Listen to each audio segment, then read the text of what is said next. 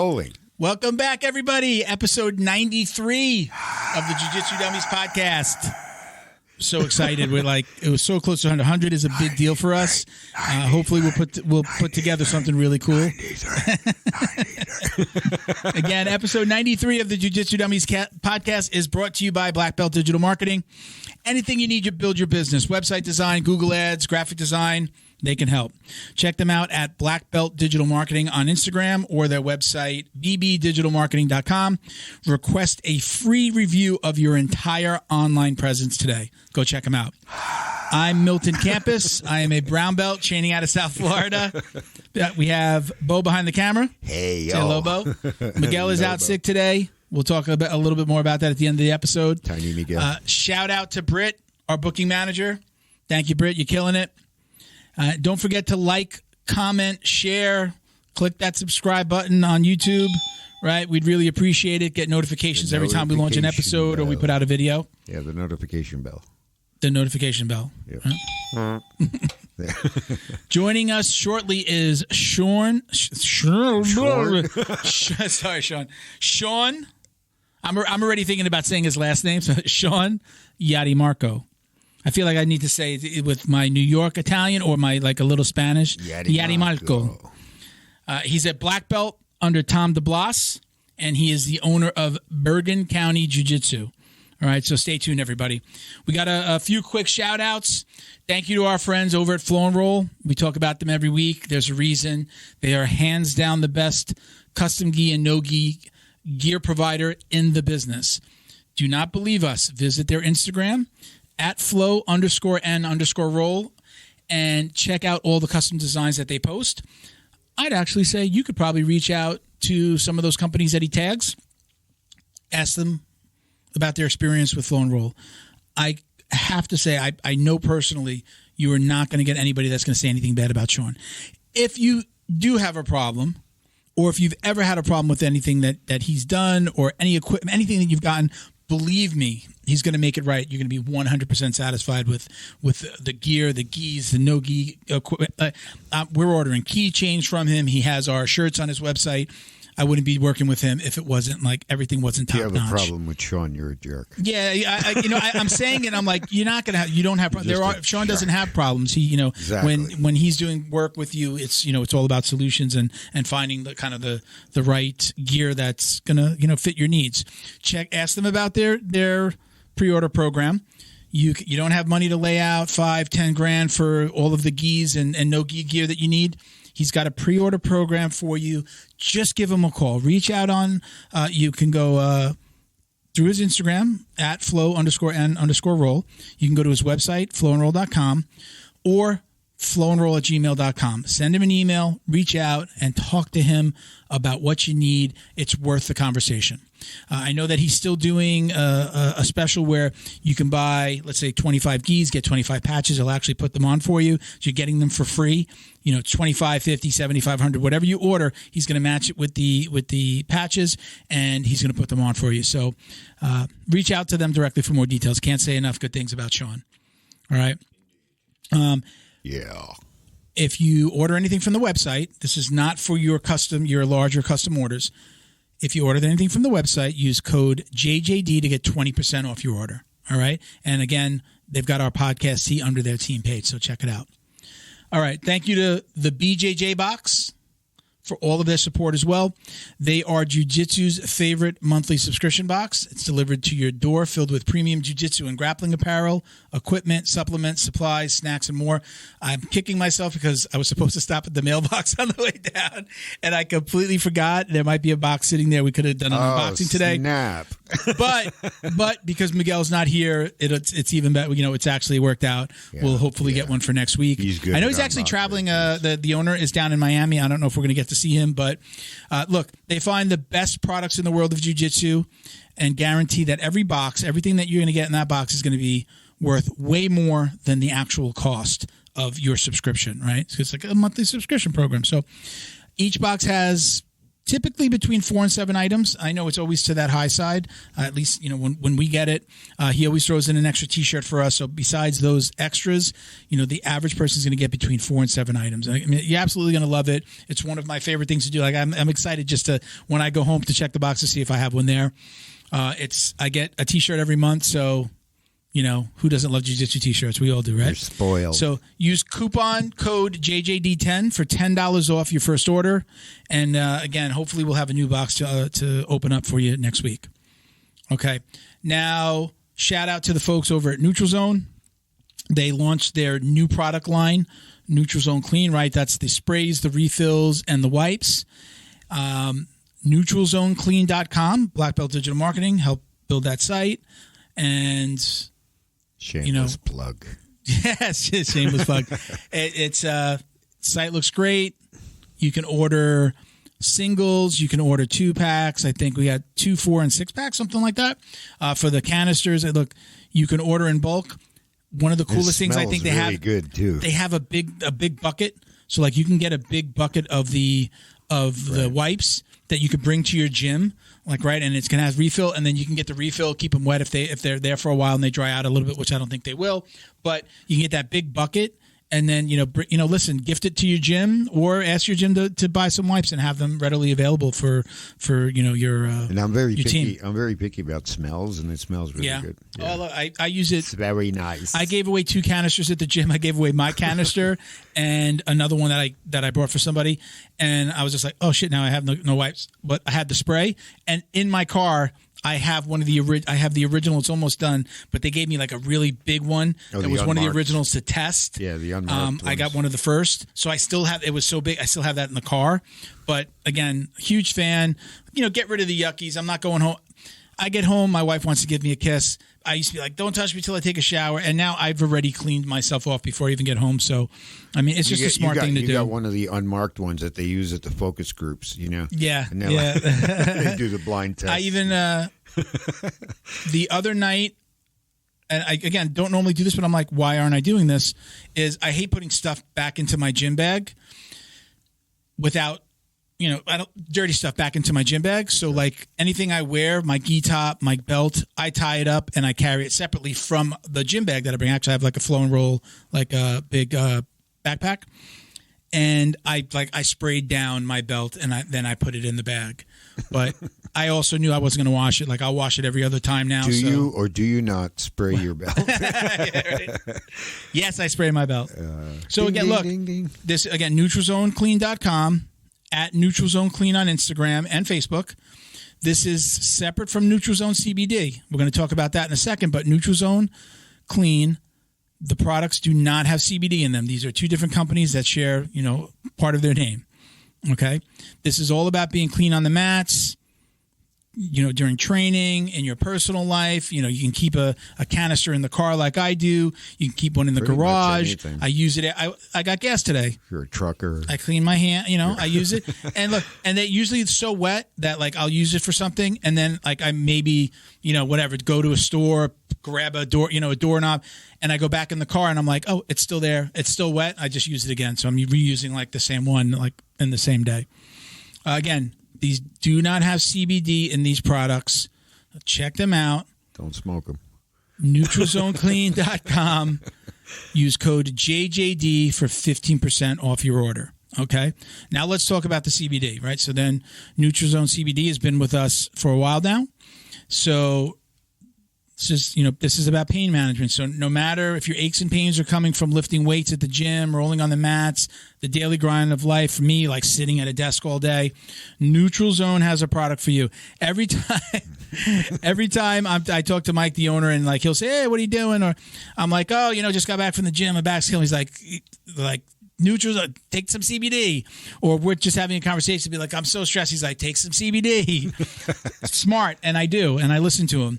So find your Neutral Zone by finding the best products for your pain wellness. They've got tons of products. You see them here on the table. You got tinctures, you got roll-ons, you've got sprays, you've got lotions. They have it all.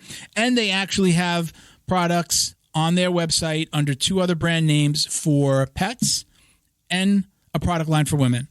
Okay, so check them out at NeutralZoneCBD.com. and you can use code JJD,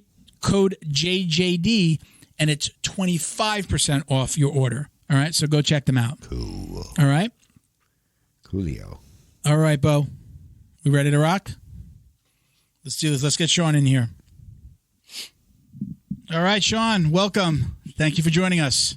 Thank you for having me. Excited for this. Yeah. So, again, appreciate you coming on. We're going to jump in right from the beginning. Let's talk about how you got your start in martial arts.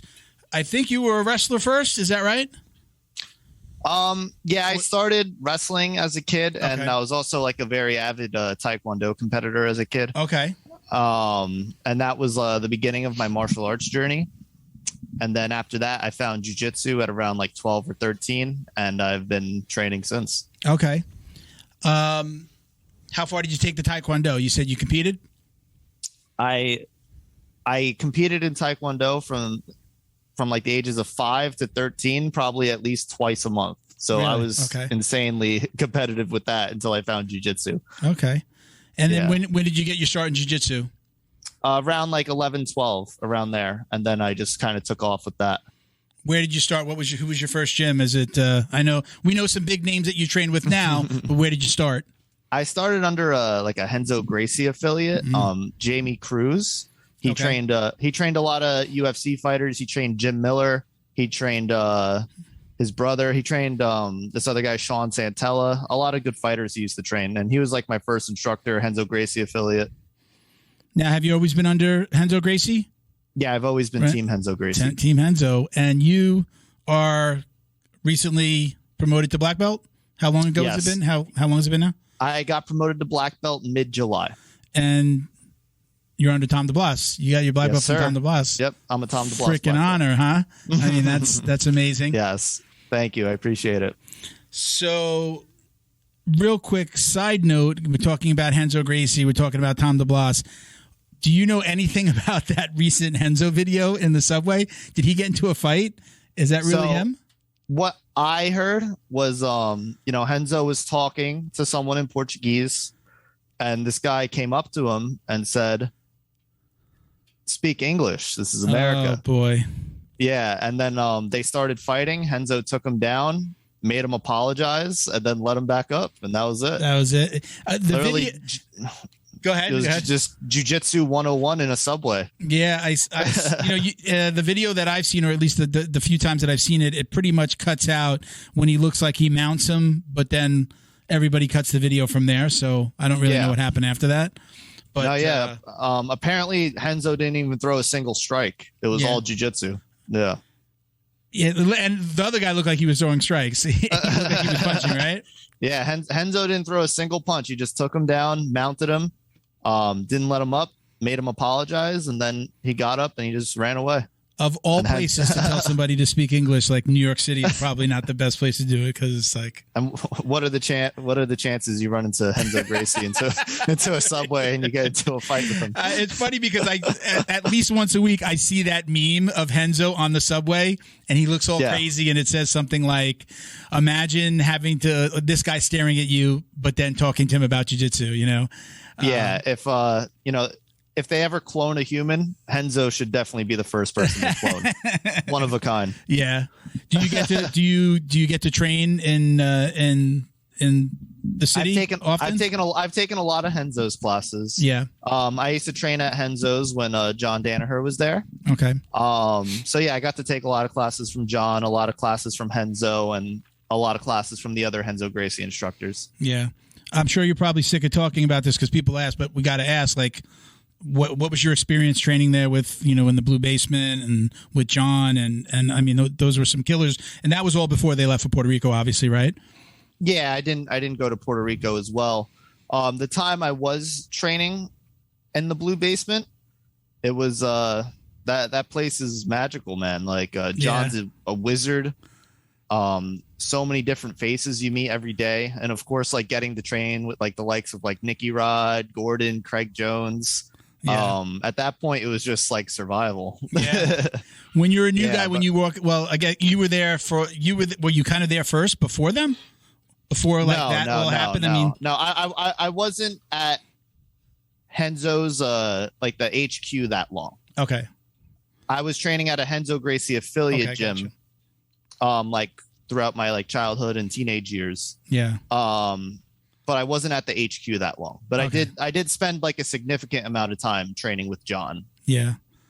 Yeah. That's got it. Can you tell us about that time? Again, you say he's like a wizard, but what are like? He's just his ability to innovate is something that a lot of jiu-jitsu instructors lack. Yeah.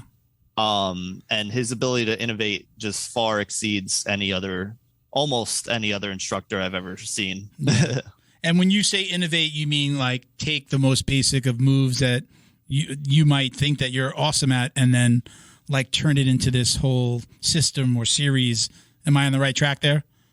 Yeah, his ability to create like offensive and defensive cycles with techniques. Yeah. And when to initiate certain offensive cycles, when to initiate your defensive cycles. It's just something that really hasn't been done before in grappling. Yeah. One of my favorite podcasts, or really Danaher podcast, was when he was on Rogan, and he broke down the video of Gordon beating Cyborg. Yeah. I don't know if you've ever seen that episode where he's literally like, Jamie, take it back 1/10 of a second. And like, he's literally explaining like everything that Gordon did. And it blew my mind. And then I was just, obviously, like everybody else, just became like an immediate fan. It's like, the mind on this man is just amazing. Just to like spend a few minutes with him, or, be able to train under him is just got to be crazy. No, it 100% was an honor. He's trained the likes of George St. Pierre, Gordon Ryan, Nicky Rod, all those guys, MMA, jiu-jitsu. His ability to train athletes in both is just also unheard of. And we take nothing away from, let's talk about Tom DeBlass. I mean, he's an amazing teacher and competitor as well. Tom's an amazing teacher, amazing human being. He's doing a lot for the community. He has the NYPD Jiu-Jitsu Club affiliated with him now. Really? He just taught a seminar to the NYPD. That's awesome. Yeah. So, his ability to spread jiu-jitsu in a positive manner is unlike anyone else in jiu-jitsu as well. You know what I mean? Yeah. Is that sanctioned? Do you know if that, because I'm curious, my dad was a transit cop. For many years, and I'm pushing 50. So my dad's been like retired since I was like 16, 17 years old. So it's a long time, but it was before the New York City and the transit police merged, right? So he was a cop before that, because it used to be two completely different departments. Yeah. Right? Is that an official? We talk about it a lot. Is that an officially sanctioned club, or is it part of the NYPD, or is it a bunch of cops that have a club and then Tom is like working with that club? Because that would be a big deal if the police department's actually sanctioning that kind of training now. That's amazing. I'm not entirely sure. Okay.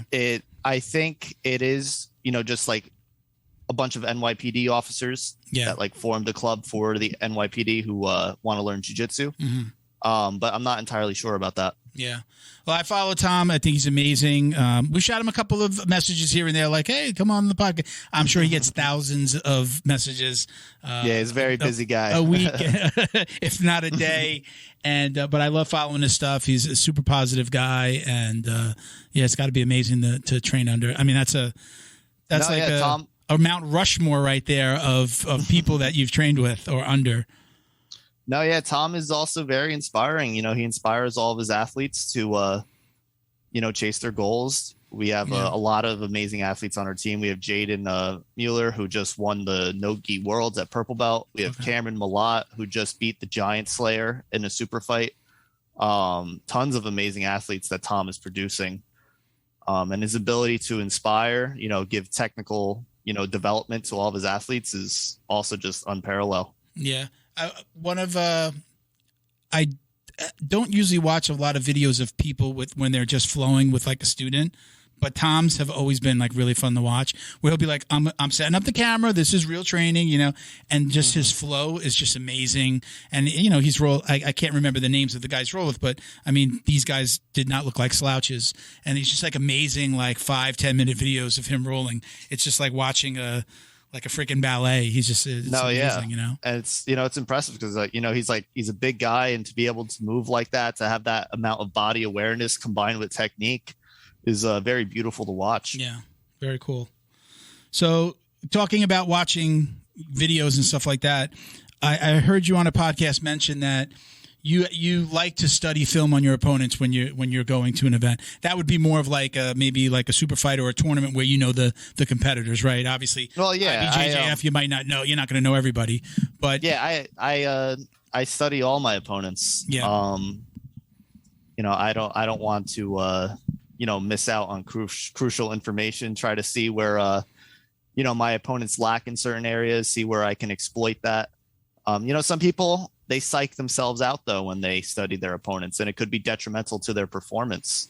You just have to be confident in your own techniques to the point where you don't psych yourself out when you study your opponents. And that confidence is built through just continuous drilling and, you know, continuous training. Yeah. How old are you now? I'm 23. Wow. You don't talk like a 23-year-old. You know, I mean, the people that you've spoken about, the average 23-year-old in jiu-jitsu is not where you are, you know, and hasn't trained under those people. Doesn't have that kind of insight either. It's you know, martial arts is what I devoted my life to. So, you know, this is a 23 years of devotion to martial arts. This is where it leads to. Yeah. And you have your own gym now? Yes, I have my own gym, Bergen County Jiu-Jitsu. Okay. It's in Paramus, New Jersey. And we're growing. I've been open for about a year now. New Jersey. Yes, sir. North Jersey. With the utmost respect, I'm from New York. We call it Dirty Jersey. Yeah. Yeah, I grew up like 10 minutes from the city in North Jersey. So yeah, I've been to the city a lot, been to New York a lot. So you opened up your place like in the midst of, I guess, is it like we were coming out of COVID at that point? Yeah, about the tail end of COVID, I would say. You know, I mean, I guess we were still kind of in COVID. I have no idea anymore. Yeah. Yeah, I watched the news today, and we're back. Where the kids are in school, and we're back in COVID. Okay, so yeah, I have no idea in the COVID timeline where we're at. Yeah. But I opened my gym about a year ago. Yeah. And how has that been? How are you finding now? You know, you're on 2 or 3 different sides, right? Student, competitor, now gym owner. I'm very passionate about teaching. Teaching is probably my first love. Okay. I do love competing as well, but my primary goal in life is to be an amazing teacher and to inspire people, you know, help people gain confidence and the ability to defend themselves. Yeah. Where do you go ahead? You want to finish here? Yeah, and I compete a lot, you know, try to be someone my students can look up to, and that's it. So now when you're teaching jiu-jitsu, and we talk about all sides of it. You know, I started at 41, so I'm a hobbyist. You know, the podcast is how I give back. I do love to, you know, I'm a brown belt. I love to help, you know, the newer white belts. I'm someone who will gravitate to them. But, hey, listen, everybody's about to roll. Let's do Jiu-Jitsu 101 here. Let's, you know, talk about breaking the guard or, you know, starting my guard. Let's show you the basics. So I love that element.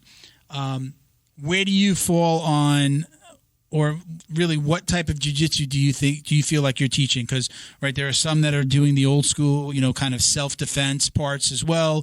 There's the sport jiu-jitsu now that we have.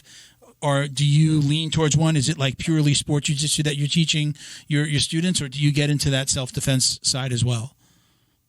So I have multiple different classes. Okay. Every day at 6 p.m. I have a gi, like kind of Gracie Jiu-Jitsu 101 class. Okay. You know, very traditional jiu-jitsu, going over a lot of, you know, Gracie jiu-jitsu self-defense techniques. I have, you know, like 7 p.m., 8:30 p.m. classes where we do some advanced jiu-jitsu. I've seen both sides. You know, I've trained under the Gracies. I've trained under high-level sport jiu-jitsu guys. So I have the ability to teach both, and that's what I do at my gym. Okay. And gi, no gi? You've got to mix the classes, both. right? I teach both gi and Okay. no-gi. Yep. We have gi and no-gi classes every single day, 7 days a week. Thank you to Feito IT and AV, specializing in commercial and residential automation, security cameras, CCTV, POS, and more. Check them out at feitoitav.com or call 305-428-2515 and let them know the dummy sent you. Thank you to Neutral Zone CBD, a combat family-owned company that supports athletes and the people who love them. Neutral Zone strives to deliver clean CBD products for sports recovery in gummies, lotions, balms, roll-ons, and more. After a competition, a hard rolling session, or a tough day on the job, Neutral Zone has a product designed to help you reduce inflammation, increase cell rejuvenation, and may even help with aging joints. Visit NeutralZoneCBD.com and get 25% off your order with code JJD. And follow them on Instagram too, at MyNeutralZone. Jiu-Jitsu's favorite monthly subscription box has now joined the Jiu-Jitsu Dummies Podcast. The BJJ box is delivered to your door filled with premium jiu-jitsu and grappling apparel, equipment, supplements, supplies, snacks, and more. The crew at the BJJ box find the best in the world of jiu-jitsu and guarantee every box to be worth more than the cost. Each box includes 4 to 7 items you're going to love. Visit thebjjbox.com and use code JJD10 to get $10 off your very first box. And give them a follow on Instagram at thebjjbox. Neutral Zone is combat family owned, so they know you need to keep yourself and your equipment clean. They created Neutral Zone Clean wipes and sprays for just that purpose. Neutral Zone products are formulated to reduce the risk of bacterial and fungal infections. Whatever's making you sweat, weight training, rolling on the mats, yard work, or just working around the house, Neutral Zone Clean wipes and sprays can make you feel and smell refreshed. Use code JJD to get 15% off your online order at NeutralZoneClean.com. While you're there, sign up for their newsletter to receive the latest info and updates on product launches like their new shower gel and soap bar coming soon. Are you Neutral Zone Clean? Special thank you to the crew over at Flow and Roll for all their support. Flow and Roll is renowned for their incredible no-gi rash guards, shorts, and leggings. Flow and Roll has quickly become the premier custom apparel provider for academies big and small throughout the United States. Reach out today to discuss your custom order and ask about their incredible pre-order program. You can send an email to flowandroll@gmail.com or visit their Instagram at flow_n_roll and shoot them a direct message. And yes, they can create an awesome custom gi for your academy as well. Visit flowandroll.com to check out their awesome designs, and while you're there, pick up a Jiu-Jitsu Dummies signature tee exclusively at flowandroll.com. And remember, you'll get 20% off your purchase of t-shirts, rash guards, or gis with code JJD. So now you mentioned, competing. How often are you competing? Tell us a little bit about I know that I've seen a lot of your stuff, and it's been more like, I don't want to just say super fights, but I know you've competed in IBJJF, but I'm seeing you more like the Emerald Cities and those kind of, or finishers, right? Those kind of events. Do you have a favorite? Do you have a preference? My favorite is actually the IBJJF. Really? Okay. Yeah, I've, between like white, blue, and purple belt, I did a ton of IBJJF gi and no-gi tournaments. I've won the IBJJF Pan Ams. I've won the IBJJF American Nationals, and a bunch of opens. Mm-hmm. Probably like the last 2 years, I've been doing a lot of submission only events. Okay. I just won the finishers 185-pound title. Congrats. I saw that. Thank you. With Emerald City, I was able to submit Andre Petrosky, who's an undefeated UFC fighter currently. So I've seen both worlds. I've seen the submission only side of jiu-jitsu, and I've seen the points IBJJF side of jiu-jitsu. I enjoy both, and I think both can make you a more well-rounded grappler. Okay. I honestly thought that you would have said, well, I like the ones that are paying me, well, I get to walk home with some money, with some money in my pocket. Yeah. I mean, the cash prizes are nice, of course. And a lot of the big professional events in jiu-jitsu now are putting up serious money, and that's good to see for the sport. Yeah. I do appreciate the IBJJF though. They really paved the way for competitive jiu-jitsu and really gave athletes a platform. And I think they are starting to pay the black belts now. Yeah. And I'm sure that's just going to steadily increase, hopefully over time. I feel like they have to, whether they like it or not. There's so many events now. Go ahead.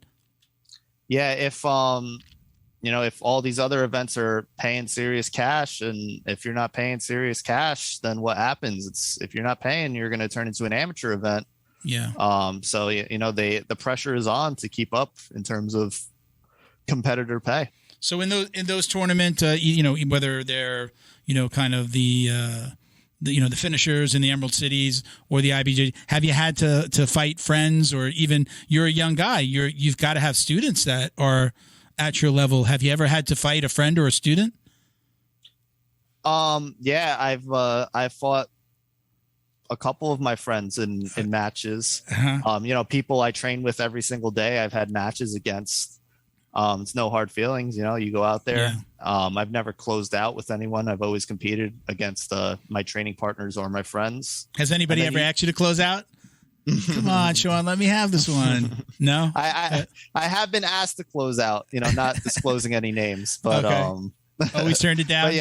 But yeah, I've never closed out. Yeah, ever. I mean, I don't love closeouts. I think. The Rotolos did it recently, right? They fought.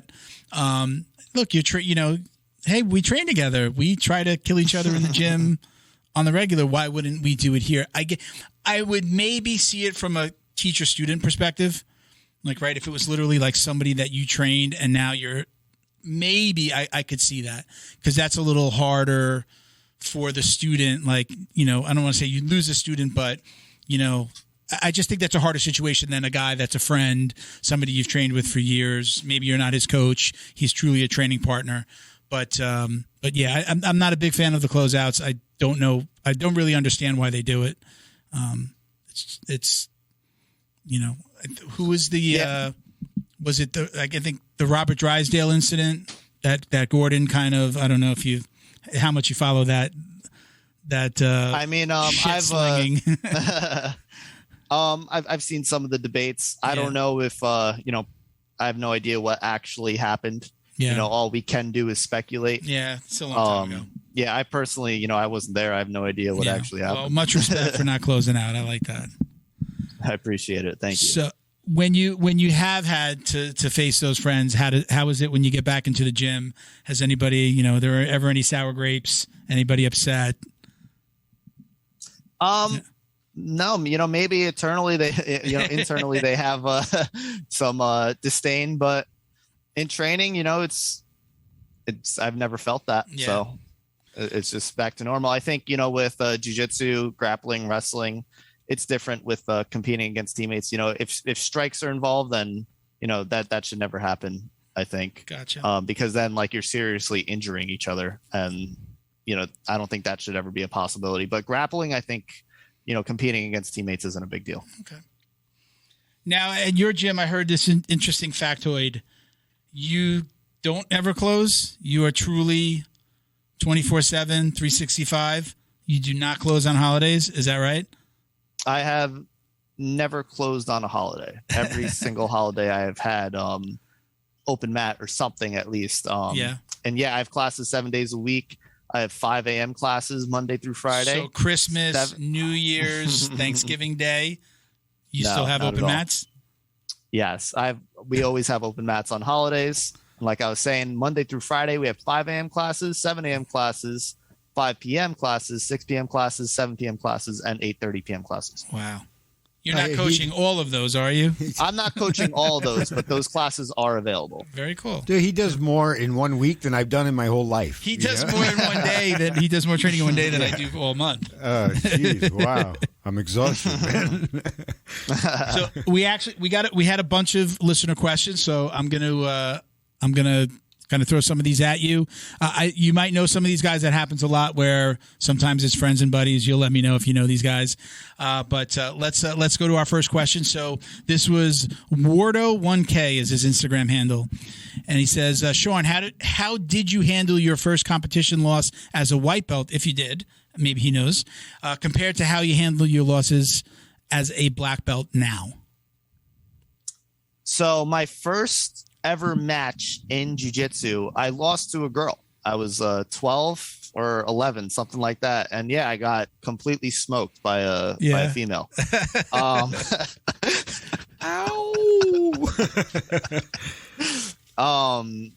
But yeah, so, you know, that was pretty rough on my, 12-year-old self-esteem. Oh yeah.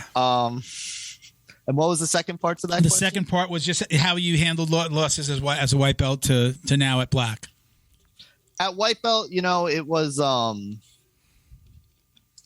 I think I've always just tried to have kind of a short-term memory when it comes to losses. After I lost, I would, study, see what happened, see why I lost, and then forget about it, move on to the next match. You kind of have to have a short-term memory if you're going to be competing all the time. Yeah. If you're letting all those losses like internally bother you, you're not going to last long in the sport. It's brutal because, MMA, you compete, once every couple months or something. Jiu-jitsu, if you're an active jiu-jitsu competitor, you're competing like once or twice a month. Yeah. So you're going to have losses, somewhere down the line, unless you're Gordon Ryan.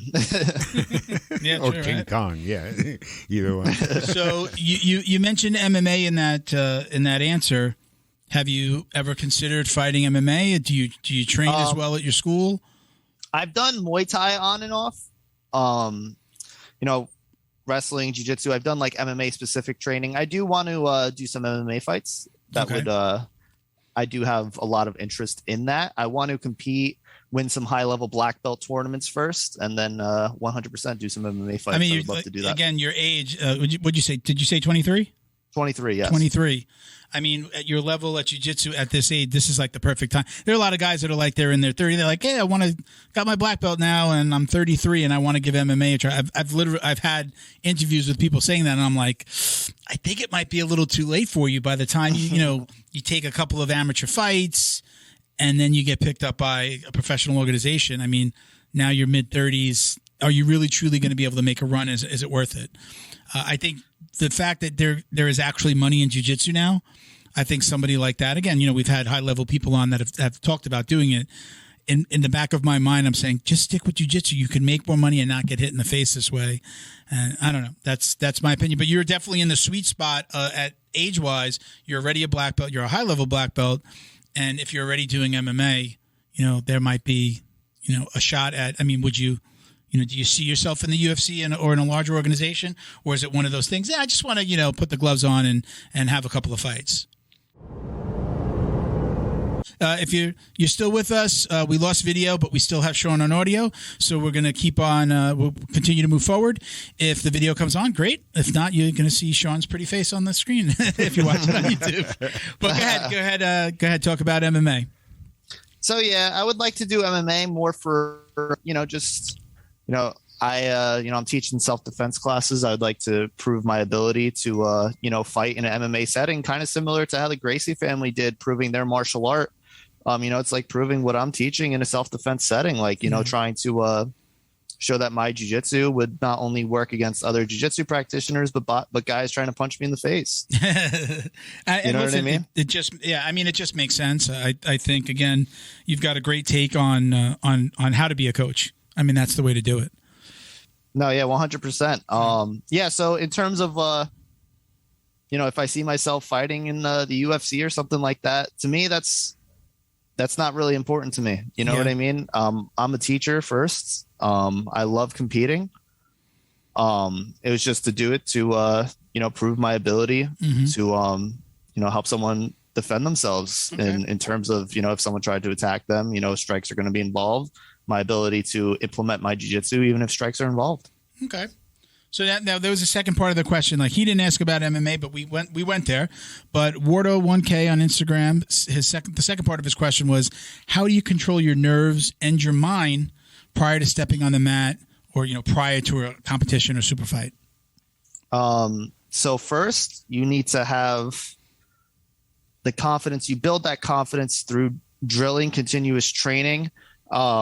Making sure you're doing everything right, making sure your diet's on point. That'll give you the confidence. That'll calm down some of your nerves. And even the day of, I like to, control my breathing. I do a lot of meditation. and yeah, you just have to, you have to prepare like, how a UFC champion prepares. You have to take it to a professional level. Like you're if you're going to be competing, you have to act like a professional. You know what I mean? Okay. Gotcha. Try to, I like to listen to calm music. I like to just, I like to meditate, control my breathing. I like to, and that's it. You mentioned diet. Are you someone that eats clean all the time, or I try to eat clean. I would say I eat clean a good 90% of the time. I do have my slip-ups, but pizza, burgers, and fries. But I'm pretty on point with my diet, I would say. Okay. All right, so our next question is from El Rey Mello 22 on Instagram. He says, "My question for Sean is, what is his favorite memory from training under Tom DeBlass?" My favorite memory from training under Tom DeBlass. My favorite memory from training under Tom DeBlass is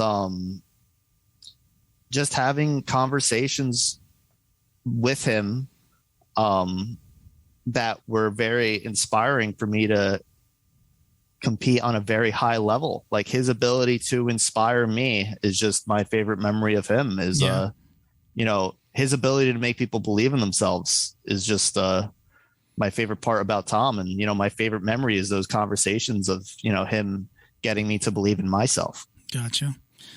I've talked about this a few times. My very first school, my coach was an ex-Marine, and he had opened up a new school. I was one of his first students, and he gave, if you were a veteran, he was a part of a few different PTSD organizations for his own PTSD.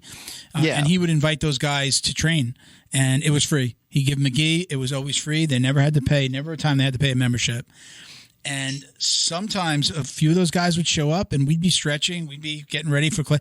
2 hours later, we sat in that circle. I didn't serve, but listening to these guys talk and just being part of that little circle.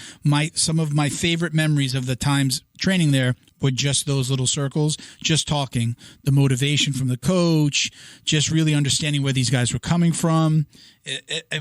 It wasn't training. It wasn't a move. It wasn't this cool series that he was teaching us. It was just getting that motivation from the coach. So I have that. That is my favorite memory of my coach. And again, it was something non-jiu-jitsu. Hey guys, support for today's episode comes from Vincero Collective. If you aren't familiar with Vincero yet, they make exceptionally crafted, stylish watches at affordable prices. If you were with us last week, Miguel and I both got a watch. I have mine here. Unfortunately, Miguel is out today, so we don't get his feedback.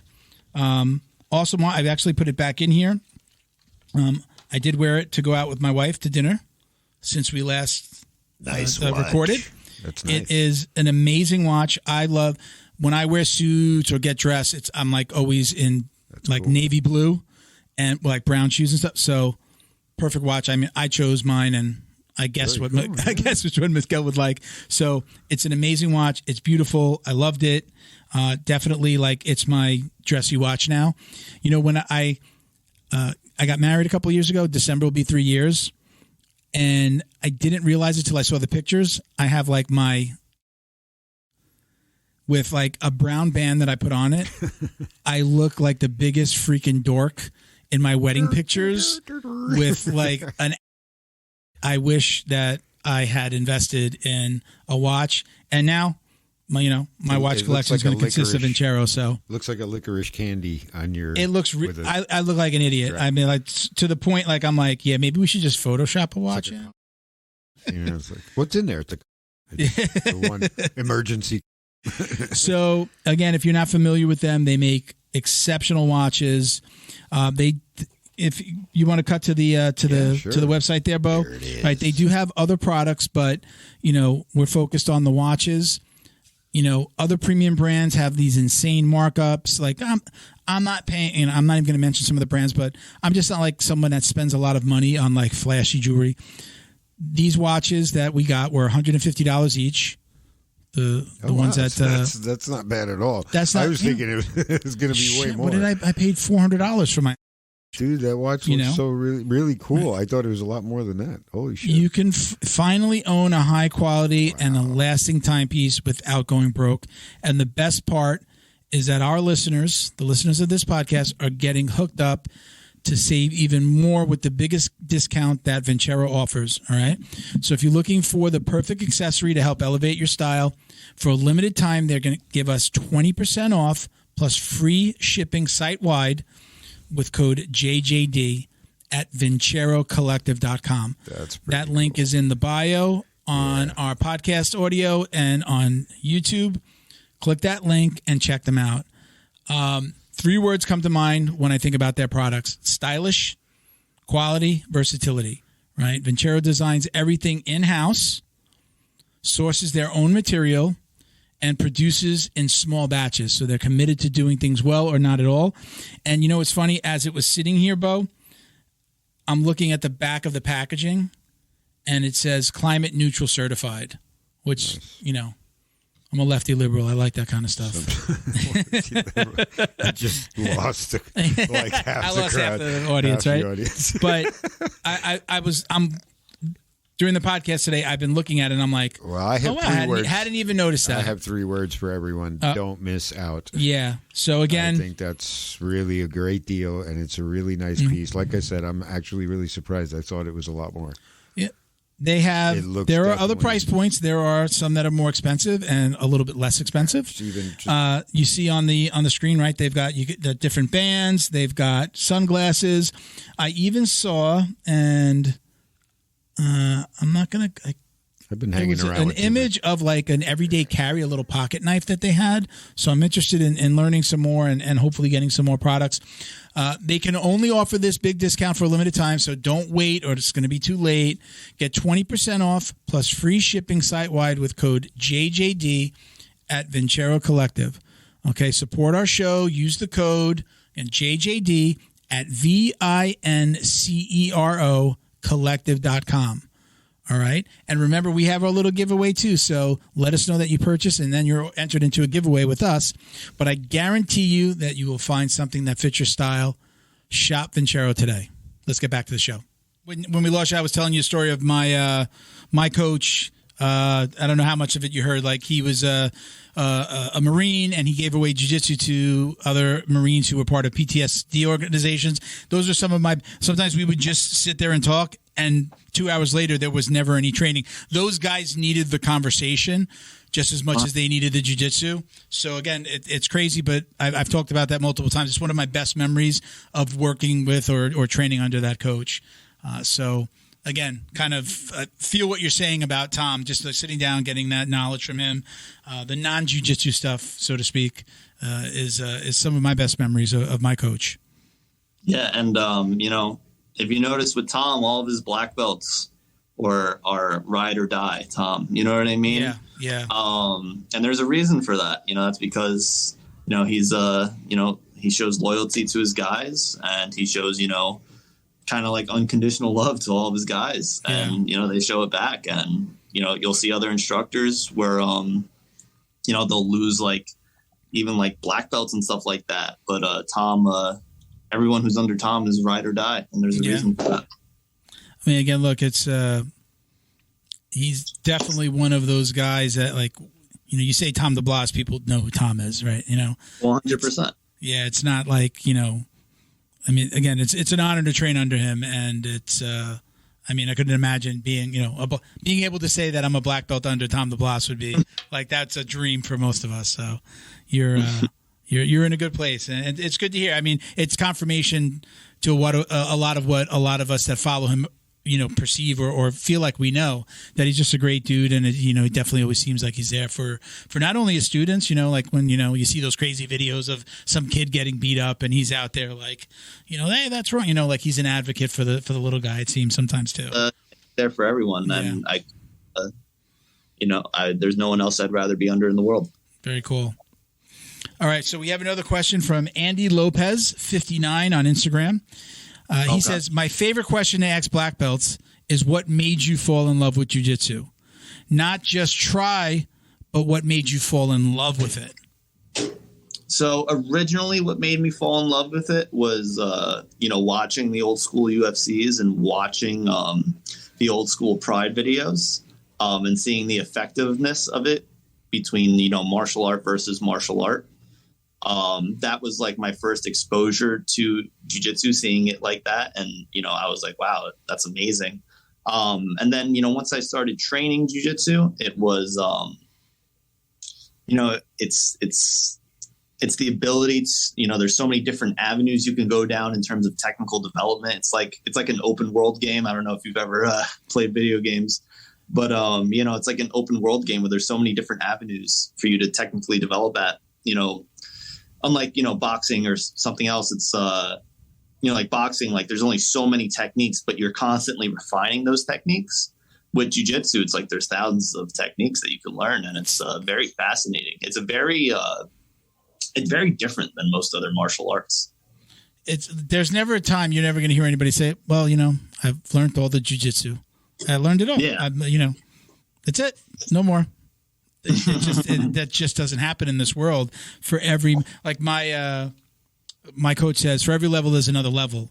I mean, for every move, there's a counter. For every counter, there's a new counter. Right. And there's somebody, I mean, I just see we all watch videos and we all see it on Instagram. All of a sudden some guy comes out. You're like, how did I not know that wrist lock was there or that triangle setup was there from that position? It's just every day you could absolutely learn a new version of what you already think you know. It's insane. It was like when leg locks started becoming a thing. A lot of old school jiu-jitsu guys, who were like world champions and stuff had, no idea about like this whole new world of jiu-jitsu. And even when, the high level leg lockers thought they knew everything, the false reap started becoming popular and everyone's like, what the fuck is that? But yeah, jiu-jitsu is constantly being innovated. It's really a sport where, a lot of highly intelligent people partake in, and highly intelligent people are able to innovate these techniques, and there's constantly more to learn in jiu-jitsu. Can you have your finger over the camera a little bit there? Oh, I'm sorry. That's okay. So you're just saying about intelligent people. Have you seen this whole Mark Zuckerberg thing? Right, he's training stand up and jiu-jitsu. Yep. Right. Yep. I saw that. For people on the outside, I think they might look at that and be like, whatever. Yeah, he saw. For us, we're like, but that's like the perfect guy. That's like, we know that guy. We all have that one guy that's like so super intelligent, like rocket scientist type of person. And it's just like, they're the most amazing jiu-jitsu practitioners because of the way they kind of, not only the way they look at things, the way they learn, but the way they digest the information. They're like the perfect chess player for this, right? They are the... No, yeah. It's, people who play chess would love jiu-jitsu. Yeah. No, I play chess. When I saw that, I didn't hate on him, not even a little bit. I was just like, this makes sense. If he's doing, I saw the stand-up stuff. I don't know that I saw any of the jiu-jitsu, but he talked about jiu-jitsu as well. And I think he talked about doing jiu-jitsu on Rogan. But it's just like, now people are talking about it. It makes total sense because that mindset of the way that somebody like that learns and digests information and kind of regurgitates it, and then like actually that way of learning is an amazing way of learning. It's perfect. He's perfect for this sport. If he takes it further, I'd love to see him pull a Mario Lopez and see him at a local IBJJF tournament. If that ever happens. That would be extraordinary. 100%. A billionaire, doing martial arts tournaments. Yeah. Who's the other one? Tom Hardy. Tom Hardy was out there. Again, big name. Yeah, but Tom Hardy, Mark, right? Yeah. Mark Zuckerberg's on a different level in terms of wealth. Like Mario Lopez, these are millionaires, but Mark Zuckerberg is like one of the money whales in this world. Yeah, this is true. That would be insane seeing him in a martial. So we have a couple more questions. We have we have 3 questions from the same guy. So the BJJ coach on Instagram, he says, what are the 3 most important principles for beginners to focus on when learning jiu-jitsu? That's question number 1. Okay. Question number 1, 3 most important principles. I would say you should learn how to frame and create elbow knee connection when you're in like a bottom pinning position. So I would say, yeah, framing and elbow knee connection are two of the most important principles. And a third principle I would say is, kind of like almost distance management. Like when you're on bottom, learning just how to create that space. When you're on top, learning how to create that pressure. And when you're on the feet, learning how to close the distance. So yeah, like distance management for jiu-jitsu, learning how to frame, learning how to create that elbow knee connection. I think the first thing white belts should learn is pin escapes and, distance management. Okay. So second part of his question is, and I fall into this one, what recommendations do you have for larger grapplers rolling with smaller grapplers and vice versa? So a larger grappler rolling with a smaller grappler, you do have to be careful, if, your fingers again. You're covering the camera. So sorry. It's like subconscious. No, it's okay. Yeah. No worries. I didn't mean to interrupt you, man. Go ahead. I'm sorry. Yeah. The unfortunate thing about being a larger grappler training with a smaller grappler, if any type of injury happens, you're automatically the bad guy. That's why I pull guard a lot. Yeah, I think, until you get to a highly, technical, efficient level, you're just going to have to, move very slow and train getting smaller because the risk of injury is very high when, especially if you both, like the smaller grappler and the larger grappler, aren't at a high technical level. You're just going to have to take things very slow until you're at that level. Yeah, like I said, I'm an advocate, especially for, again, a hobbyist like myself. I'm 240. Most guys are way smaller than me in my gym, under 200 pounds, probably under 185, at least the adults that I would typically train with. And I kind of have to pull guard because if I do get on top, especially if it's a lower belt, it's perceived as bullying. Like I'm bullying them a little bit or I'm going real hard on them. So, I take those opportunities to pull guard and I work on my defense. And then when, there are a couple of big guys in my gym too now. So they're just, again, they're lower belts, but then I'll go a little bit harder with those guys, because being under, a white belt at 260 is not as even at brown belt. It's not fun to be under him, especially I have one in mind myself. He's a wrestler. He's probably my weight, wrestling background. He's a green belt. He just came back from Wagner's. He trained with us, moved a little bit further down south in Florida. So he trained with Wagner and now he's back. So now he's got his Wagner bag of tricks. And then he's a big dude with a wrestling background. So him, I'm going to go a little bit harder and I'm not pulling guard on him, I actually I'm actually training a former NFL player at the moment. Oh yeah. Yeah, it's this guy, Christian Sokoli. He's like 300 pounds. He was a former defensive end for the Seattle Seahawks. Okay. He was actually the first Albanian to be drafted into the NFL. Oh, wow. And yeah, he actually, he has competition goals and stuff like that. It's pretty awesome, but he is a huge dude. And, we do have to be very careful. Yeah. Who you put him with, right? Yeah, you do have to be very careful. And it's just about, knowing that in training, you're not trying to win, you're just trying to improve. Some big guys, they don't like, being, submitted by little guys, and then they start to get competitive, and that's when it happen. As long as, you don't think of training as winning and losing, the training environment will be more safe. Yeah. I have he's about 53. He's a good friend. He's actually a client of my marketing company as well. We both had groin injuries at the same time. He's got a little bit of a neck injury, and we went to go roll. I said, ADCC finals or we're flowing? And he was just like, let's flow. And then, of course, then he went hard. And I'm like, but he's more injured than me, so I just took it easy. But it does happen. I'm very verbal with my training partners. The roll right after that one last night was a white belt that says, hey, can we work on some fundamentals? And I was like, absolutely, let's go right here. And then, we just worked on some escapes and stuff like that. So I know my training partners know that I'll do that. Most of the guys in most gyms are going to be like, no, I want to roll. Let's roll, and we'll do that after. So I like that role. Literally that role of helping people. It's one of my favorite things about jiu-jitsu as I get a little bit older is the training and being like, hey, don't make that mistake. Nobody told me not to do that. Here, do this. And, I love giving that advice. But being able to, pass on your knowledge to people is kind of, one of the things that makes you immortal. Being a teacher is kind of like a path to immortality. Yeah, right. And that's a beautiful thing. Yeah. I don't know if I'd ever own a gym, but I do enjoy that part.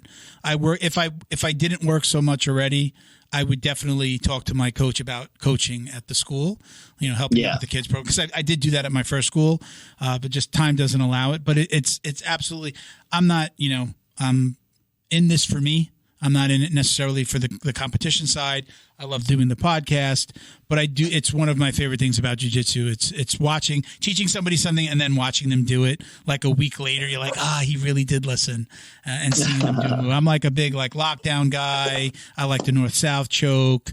So like those things, all of a sudden I see them do it. I'm like, all right, good job. I love that.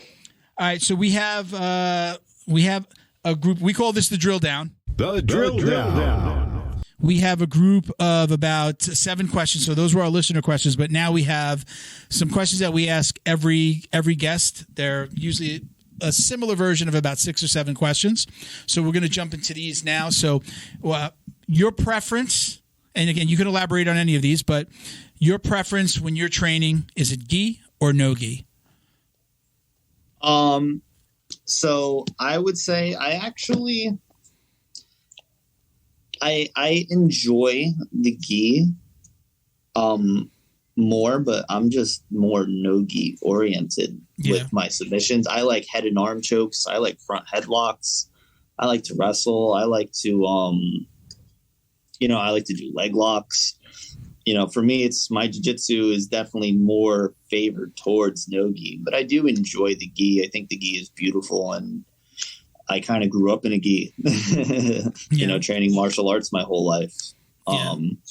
So the gi will always kind of be my first love, but I'm just better at no-gi. So if you got a guy that just really loves to train no-gi, the old school guys would be like, no, you got to train in the gi. You have to. Do you kind of push people towards that, or say, hey, whatever you want to do? Is it their choice? I think it depends on what your goals are. I think with no-gi jiu-jitsu, if you want to be a no-gi jiu-jitsu competitor, or if you want to fight MMA, no-gi will favor that. But I do think training in the gi is, it's grappling with friction.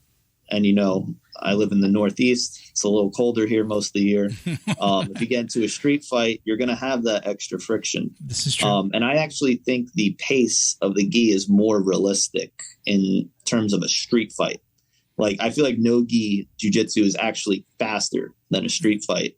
But gi jiu-jitsu is actually would be more similar to the pace of a street fight. And the friction would be more similar. I think, so I think in terms of pace and friction, a street fight would be more similar to the gi. But of course, I think, some of the grips, no-gi grips would be very beneficial for a street fight as well. But I think it depends what your goals are. So if you're just training to defend yourself, I think the gi is very important for those aspects I mentioned. If you're training with the sole purpose of MMA or just being a competitive no-gi jiu-jitsu competitor, then the gi probably isn't for you. Okay. So now next question, takedown or pull guard? I love my takedowns, but I think playing guard is just more fun. I love playing reverse De La Hiva. I love going to K guard. To me, playing guard is just more fun. I have more fun doing jiu-jitsu playing guard. But of course I understand the importance of going for takedowns and passing. Okay. Now, this is one of my favorite questions. Music during rolling. Yes or no? Do you have the radio blasted after the drilling? Or is it silent and it's just, the sound of flesh? I have music when I'm teaching or at the live training portion of class, I play music just because, I know my students like it. Yeah. Me personally, it's when I was training at Henzo's, we never played music in John's class ever. Yeah. And I kind of preferred that. But it makes it a more fun environment. a more playful environment, I guess. Yeah. So I think it is important to play music just to kind of make it a little bit more of like a playful, fun environment. When it's like dead silent without music, it could be kind of serious, kind of scare some guys off a little bit, kind of seem like a kumite. Yeah. What's your go-to? Do you have a favorite genre of music or an artist that you play? I like probably like alternative rock, some rap, stuff like that. Yeah. Yeah. We had a recent guest say 90s freestyle music. He actually said 90s R&B, but I clarified with him. I'm like, you're talking about, he was going back to like the dance music of the early 90s. So I guess everybody has their own. For me, I like, it's the best one. I like anything because if it's like, we'll actually have like a love song come on in a playlist by accident or something. And then I'll just be like whispering in my my partner's ear. In my opinion, the best would be Brazilian lounge. There's nothing like killing someone to Brazilian lounge. What do you mean, like electronic music? No, Brazilian lounge music. I don't know what that is. Oh, dude, it's smooth. It's no, not for me. Dude, it's perfect for it. Look it up. All right, Sean. So we talked about you watch video. Do you watch a lot of MMA? Are you an MMA fan? Are you watching the UFCs? Yeah, I'm a pretty avid MMA fan. Yeah. How about on the BJJ side? You're in these events? Are you watching them live? I know you're studying tape, but do you actually watch these events if you're not partaking? Yeah, 100%. Like for instance, this upcoming ADCC, I'll be competing in the ADCC Open, but I'm staying to watch ADCC. Okay. Yeah, I like to watch high level jiu-jitsu. Yeah, very cool. Mm-hmm. Who are your favorite competitors? You have a favorite that you like to watch? I always like to, besides, my Renzo Gracie lineage teammates, obviously I love watching. Like a lot of huge names in that organization. Yeah. So, but I would say, outside of that, just to be fair, I really liked watching Shanji Hibero. Okay. Yeah. He has beautiful jiu-jitsu. I think he went 12 years or something without having his guard passed a single time in competitive jiu-jitsu. It's actually insane. He had a really close match with Gordon. Gordon won by ref's decision, which, I think it was rightfully so. But, very close match with Gordon. He's been a high-level competitor for years and years and years. Shanji is one of my favorites to watch. I know it's not officially his book. It's his brother's book, but Jiu-Jitsu University I have the book. It's still to this day one of my favorites. I love taking that book and just taking it out and like just opening up to a page and then just like looking at a series.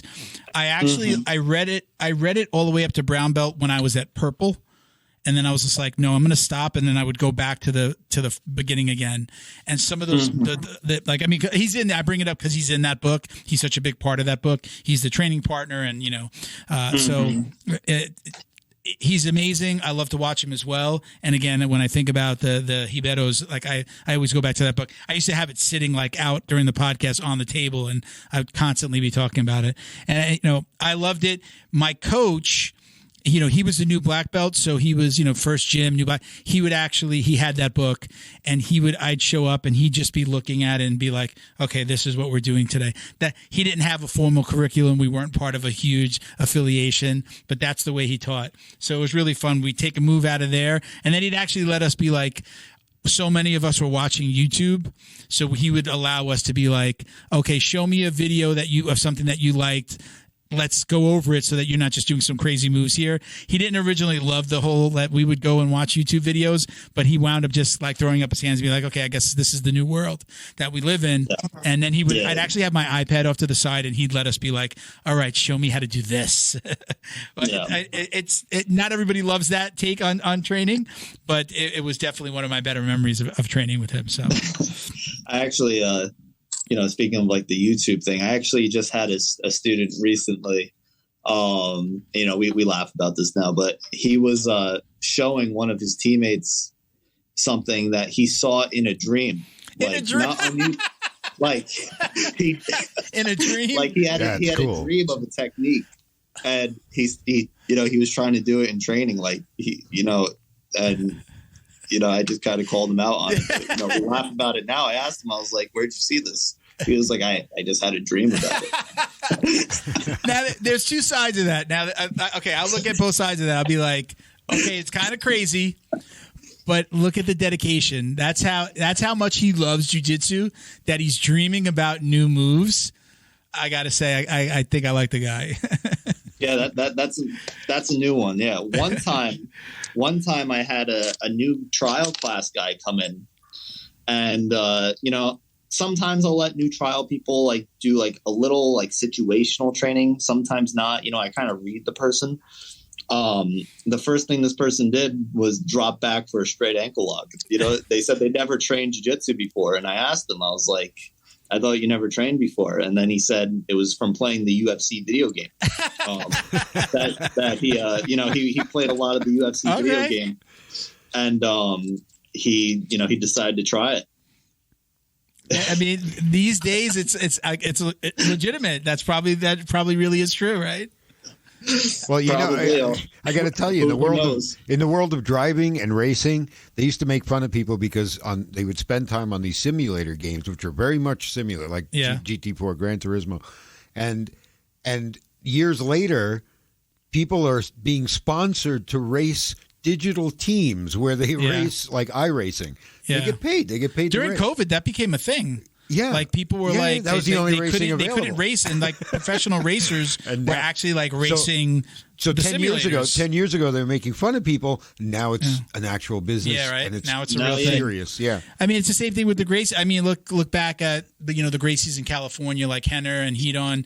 People were like making fun of them for the whole like Gracie University, and like you could get a blue belt online, even if you've never trained with them. I think that's kind of like, and fast forward, COVID happens. 3 months in, everybody's got some type of online training class.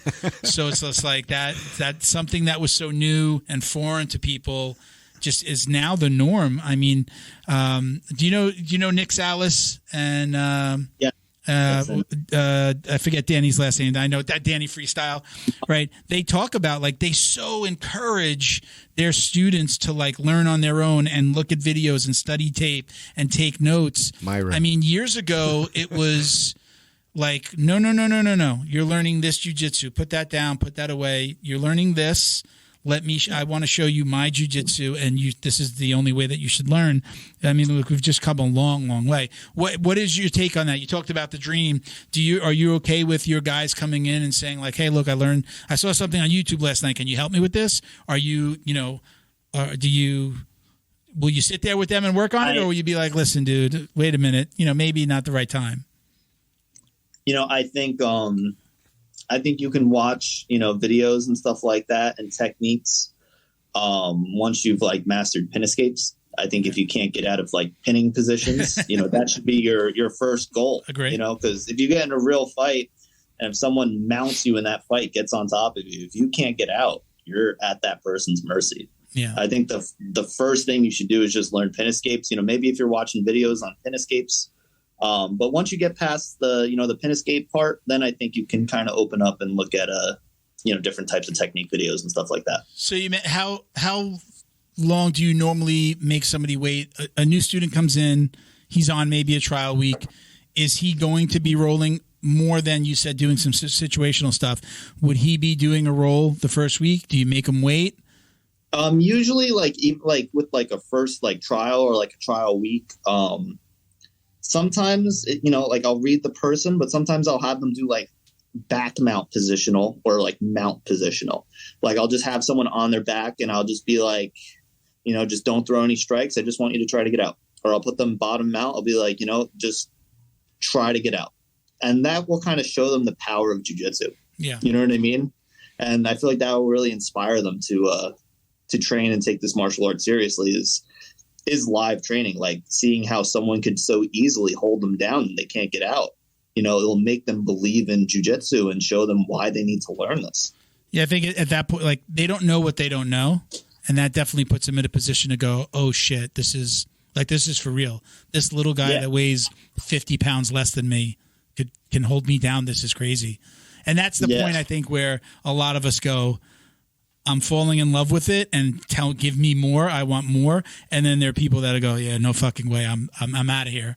You know, I think that you either love jiu-jitsu or you hate jiu-jitsu. There's no middle ground. There's no like, yeah, I go train once a month, right? You know, it's either we're like I think addicted or we don't go, you know.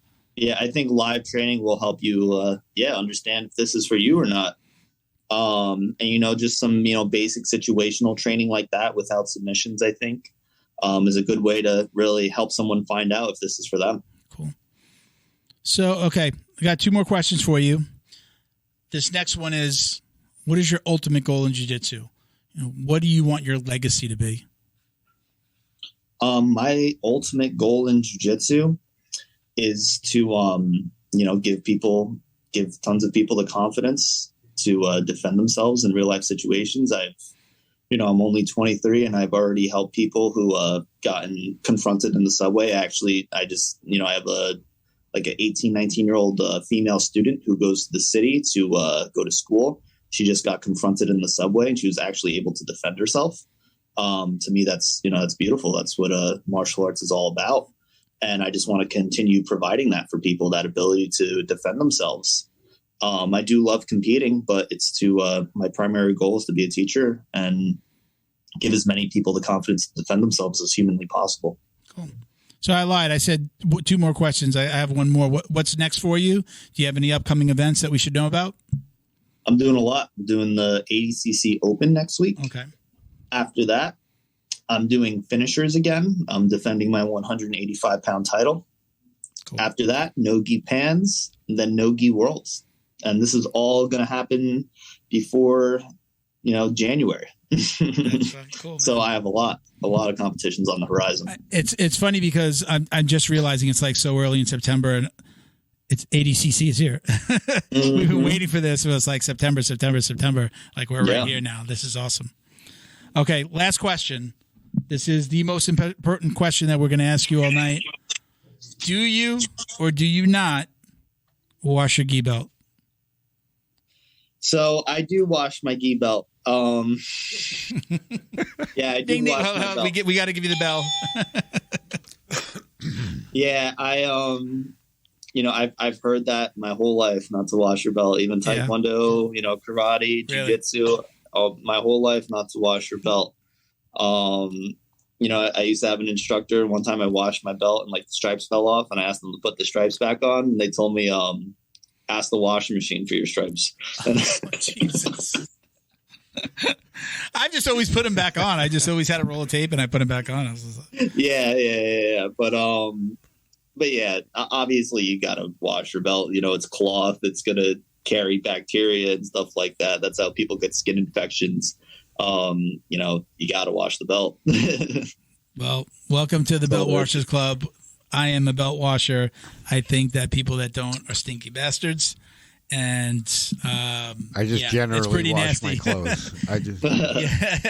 I wash my underwear. I wash my belt. I wash myself. All right, man. Listen, Sean, thank you very much. Don't hang up when we're done, though, because we're going to come take a picture or 2 by the screen so we have some promo stuff.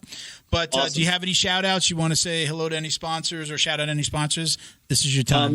I'd like to shout out my sponsor, Robles. They helped me out a ton with my competitive career, and they helped me out a ton with my gym. I would definitely go check them out. They have, their own Instagram. They're kind of blowing up right now. They have a lot of high-level athletes, and I'm happy to be a part of that team. Okay. Very cool. All right. So, again, listen, thank you for doing this. I appreciate it. Sorry for I don't know if any of those technical difficulties were on our end. It does happen once in a while, so no worries. We'll cut it together nice.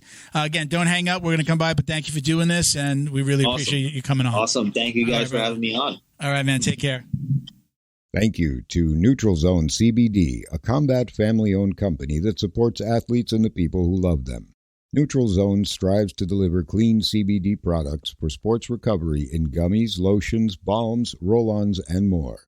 After a competition, a hard rolling session, or a tough day on the job, Neutral Zone has a product designed to help you reduce inflammation, increase cell rejuvenation, and may even help with aging joints. Visit NeutralZoneCBD.com and get 25% off your order with code JJD. And follow them on Instagram too, @MyNeutralZone. Jiu-Jitsu's favorite monthly subscription box has now joined the Jiu Jitsu Dummies Podcast. The BJJ box is delivered to your door filled with premium jiu-jitsu and grappling apparel, equipment, supplements, supplies, snacks, and more. The crew at the BJJ box find the best in the world of jiu-jitsu and guarantee every box to be worth more than the cost. Each box includes 4 to 7 items you're going to love. Visit thebjjbox.com and use code JJD10 to get $10 off your very first box. And give them a follow on Instagram at TheBJJBox. Neutral Zone is combat family owned, so they know you need to keep yourself and your equipment clean. They created Neutral Zone Clean wipes and sprays for just that purpose. Neutral Zone products are formulated to reduce the risk of bacterial and fungal infections. Whatever's making you sweat, weight training, rolling on the mats, yard work, or just working around the house, Neutral Zone Clean wipes and sprays can make you feel and smell refreshed. Use code JJD to get 15% off your online order at neutralzoneclean.com. While you're there, sign up for their newsletter to receive the latest info and updates on product launches like their new shower gel and soap bar coming soon. Are you Neutral Zone Clean? Special thank you to the crew over at Flow and Roll for all their support. Flow and Roll is renowned for their incredible no-gi rash guards, shorts, and leggings. Flow and Roll has quickly become the premier custom apparel provider for academies big and small throughout the United States. Reach out today to discuss your custom order and ask about their incredible pre-order program. You can send an email to flowandroll@gmail.com or visit their Instagram at flow_n_roll and shoot them a direct message. And yes, they can create an awesome custom gi for your academy as well. Visit flowandroll.com to check out their awesome designs, and while you're there, pick up a Jiu-Jitsu Dummies signature tee exclusively at flowandroll.com. And remember, you'll get 20% off your purchase of t-shirts, rash guards, or gis with code JJD. All right, very cool. Yes. Thank you again to Sean for joining us. We're going to dive right into our housekeeping. Don't forget, everyone, we're about to do pretty soon. We're going to do our $250 giveaway. I'm going to be posting about it a little bit more now that we have the rash guard design done. Sean from Flow and Roll is working on the some of the other items that we might put on beyond just the rash guard top, and then we're going to do a pre-order. And we'll be able to, any of the winners that we had previously, we'll be able to get their shirt, right? So we had some question winners, right? If you supplied a question for the show and we used it on the episode, I gave you the opportunity to either take the mug, the podcast t-shirt or mug, or this new rash guard coming. Not offering that anymore, but I did offer that to a few people, so we'll be able to get it out to you guys. Appreciate you guys being so patient, but we are going to have it on flowandroll.com pretty soon for pre-order. We'll let you know. But send us a receipt if you buy anything from any of our sponsors, including Vincero, one of our new sponsors. Send us a copy of the receipt. We're going to enter you into a $250 giveaway. It's going to be the rash guard, t-shirt, some jiu-jitsu swag. I might even throw in a gi, and we'll see what some of our other sponsors want to throw in or participate with. So, again, appreciate everybody watching and listening. So, listen, just thank you for all the support. You could check us out at Jiu-Jitsu Dummies on Instagram.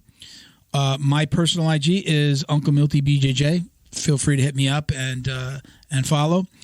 Bo? At Badworks, BADWERKS. Miguel? Miguel is JJD_DJJ69 if you want to follow Miguel. He is actually sick right now. I was just chatting with him after the episode here. I took a minute and he had been messaging us. He's okay. He's a little under the weather, and hopefully he'll be back next week. But again, thank you for watching and listening, everybody. Peace, love, jiu-jitsu.